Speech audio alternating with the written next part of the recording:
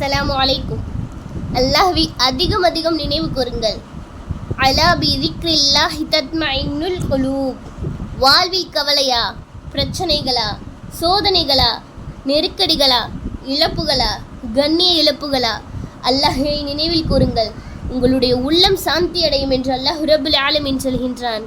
உள்ளத்தில் நிம்மதியை அல்லாஹ் நினைவில் வைத்திருக்கிறான் என்று அல்லாஹ் ரப்புல் ஆலமீன் குர்ஆனிலே சொல்கின்றான்.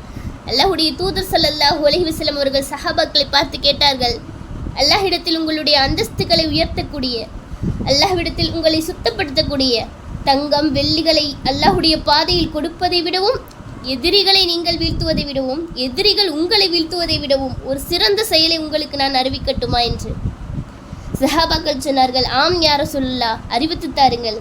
அல்லாஹ்வுடைய தூதர் ஸல்லல்லாஹு அலைஹி வஸல்லம் சொன்னார்கள், திக்ருல்லாஹி அஸ்ஸ வஜல். அல்லாஹ்வை அதிகம் அதிகம் திக்ரு செய்தல் என்று அல்லாஹ்வுடைய தூதர் ஸல்லல்லாஹு அலைஹி வஸல்லம் அவர்கள் சொன்னார்கள்.